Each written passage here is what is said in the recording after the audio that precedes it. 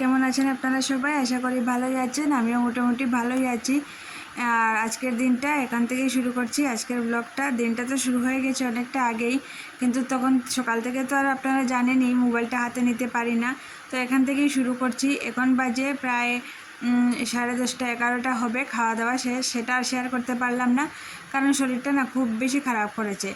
কিছুদিন আগে যে খুব বেশি বৃষ্টি দিয়েছিল, মেয়েকে আনতে গিয়েছিলাম স্কুলে, সেখানে একটু স্লিপ করেছিলাম। তো তখন তো আর কিছু টের পাইনি। আজকে সকাল থেকে পায়ে এত ব্যথা করছে, হাঁটাফেরা করতে উঠতে বসতে খুব বেশি কষ্ট হচ্ছে, আর খুব বেশি মাথা ব্যথা করছে, গলা ব্যথা করছে।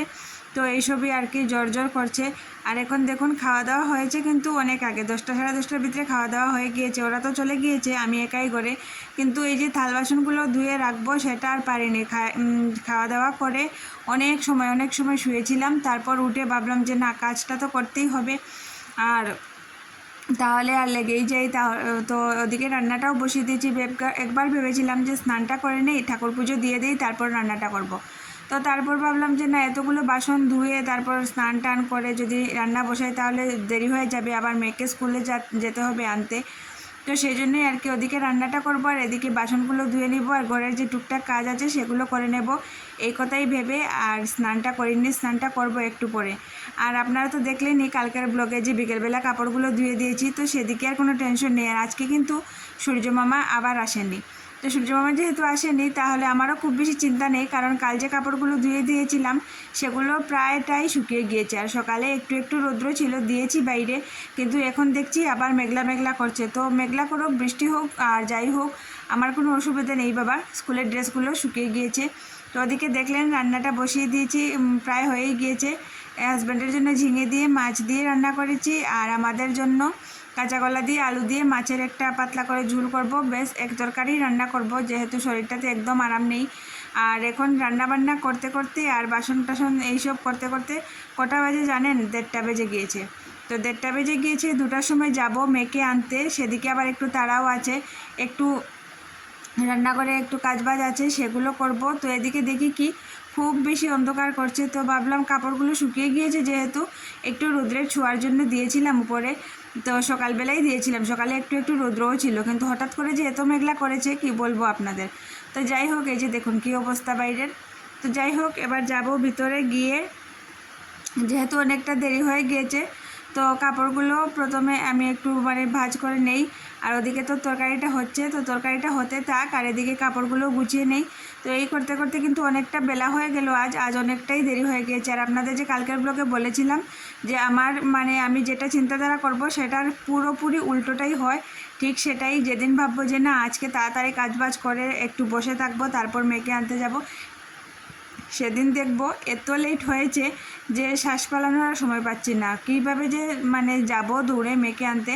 তো সেটাই হয়ে যায়। আমরা যেহেতু স্কুলে যায়, বাচ্চারা অফিস টাইম আছে, স্কুল টাইম আছে, তাদের যারা হাউসওয়াইফরা আছে সেই ঘরের, তো তাদেরকে কিন্তু ঘড়ির কাঁটার সঙ্গে চলতেই হয়। আমাদের কিন্তু কোনো অফিস নেই, কোথাও যেতে হবে না, কিন্তু ঘড়ির কাঁটার সঙ্গে রান্নাটা কমপ্লিট করতে হবে, ঘড়ির কাঁটার সঙ্গে খাওয়াটা দিতে হবে। আমাদের কিন্তু আরও বেশি টাইম টেবিলে চলতে হয়, এটা আমি মনে করি। কারণ আমরা তো যাই না ঠিক আছে, কিন্তু যারা বাইরে বেরোয়, স্কুলে হোক অফিসে হোক, তাদেরকে টাইম ধরানোটা আরও বেশি জরুরি হয়ে ওঠে। তো আমাদেরকেও কিন্তু ঠিক সেরকমই, যারা ওয়ার্কিং ওমেন আছেন তাদের মতো আমাদেরকেও কিন্তু ঘড়ির কাঁটার সাথে সাথে আমাদেরও চলতে হয় টাইম টেবিল মেনটেন করে।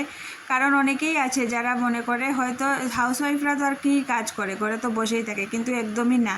আমাদের কিন্তু কোনো ছুটি নেই, কোনো রেস্ট নেই, কোনো মাইনেও নেই, কিন্তু ঘড়ির কাঁটার সাথে টাইম টেবিল মেনটেন করে চলাটাই হলো আমাদের সবথেকে বড় কাজ। আর আমরা যেহেতু সেই কাজটা কিন্তু একদম নিঃস্বার্থভাবে করে থাকি, সেটা কিন্তু কেউ না করতে পারবে না, অস্বীকার করতে পারবে না।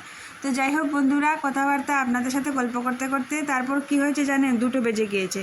তারপর তাড়াতাড়ি করে স্নান করে পুজোটা দিয়েই দৌড়েছি মেয়েকে আনতে। তারপর বিকালবেলা আর কোনো ভিডিও করিনি, কারণ যেহেতু সকালেই বলেছিলাম শরীরটা খারাপ।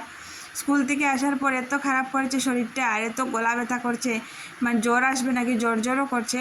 তো শুয়েই ছিলাম, পুরো বিকালটাই শুয়েছিলাম, 3:30 থেকে 5:30 পৌনে 6টা পর্যন্ত শুয়েছিলাম। তারপর উঠে সন্ধ্যাটা দিয়ে চাটা দিয়ে ওদেরকে তারপর আবার একটু সময় শুয়ে বসে এই করে সেই করে খুব মাথা ব্যথা করছিল। তো মেয়েকে বললাম যে একটু মাথাতে বাম লাগিয়ে দিতে, তো মেয়ে দিয়েছে।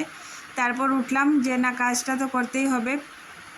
তো সন্ধ্যের চাটা খাওয়ার এই যে বাসনগুলো, তারপরে ওদের টিফিন, হাজব্যান্ডের, তারপর মেয়ের স্কুলের টিফিন, সেগুলো আর ধুইনি আজ দুপুরবেলা। জানো এত মানে অস্থির, মানে কি অস্থির, কী যে করছে শরীরটাতে আমি নিজেও বলতে পারবো না। তো সেগুলো করে রাত্রে রান্নাটা তো করতেই হবে, যেহেতু দুপুরে শুধু দুপুরবেলার রান্নাটাই করেছি সেজন্য। তো রাতে এই যে মাছের মাথাটা থেকে গিয়েছে, সেটা আলু দিয়ে একটা তরকারি করব।